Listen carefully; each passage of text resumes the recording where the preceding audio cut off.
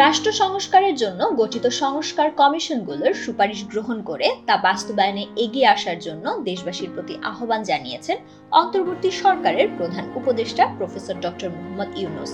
তিনি বলেন, আমরা সংস্কার কমিশনের প্রতিবেদনগুলো জনগণ, রাজনৈতিক দল ও নাগরিক সমাজের কাছে দিয়ে দেব, যাতে করে তারা একমত হতে পারেন কি করলে তাদের ভালো হবে।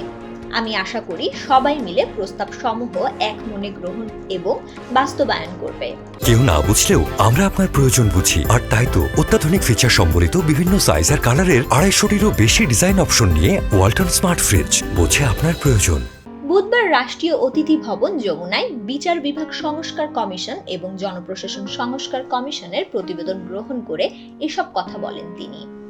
এর আগে দুই কমিশন সরকার প্রধানের হাতে তাদের প্রতিবেদন তুলে দেন। সংস্কার কমিশনের প্রতিবেদন শুধু বাংলাদেশ নয়, পৃথিবীর সম্পদ উল্লেখ করে প্রধান উপদেষ্টা বলেন,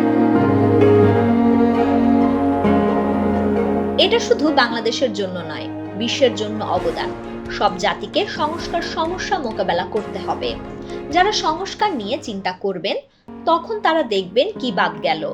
তারা যখন তাদের দেশের জন্য চিন্তা করবেন বা প্রস্তাব আনবেন, তখন এগুলো খতিয়ে দেখবেন কি প্রস্তাব আছে, কি সুপারিশ রয়েছে। ডক্টর ইউনূস আরো বলেন, আমাদের অভিজ্ঞতা হচ্ছে যে নাগরিক হিসেবে আমাদের যেসব দাবি আছে, অধিকার আছে, সেগুলো ভুলে যাওয়ার অভিজ্ঞতা। তবে আশার কথা হচ্ছে যে আমরা প্রতিদিন নাগরিক অধিকার থেকে যেভাবে বঞ্চিত হই, সংস্কার কমিশনের সুপারিশ বাস্তবায়নের মাধ্যমে সেই বঞ্চনা থেকে আমরা মুক্তি পাবো।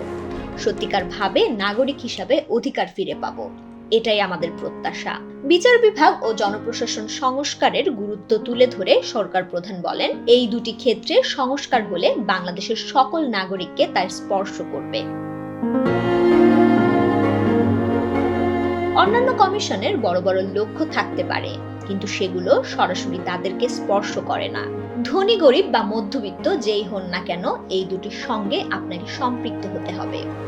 গত 8ই আগস্ট সরকার গঠন হওয়ার পর রাষ্ট্রের বিভিন্ন খাতের সংস্কারের জন্য 6টি কমিশন গঠন করা হয়। এর মধ্যে গত 15ই জানুয়ারি নির্বাচন কমিশন, দুর্নীতি দমন কমিশন, পুলিশ এবং সংবিধান সংস্কারে গঠিত কমিশন প্রধানরা প্রধান উপদেষ্টার কাছে প্রতিবেদন জমা দিয়েছেন।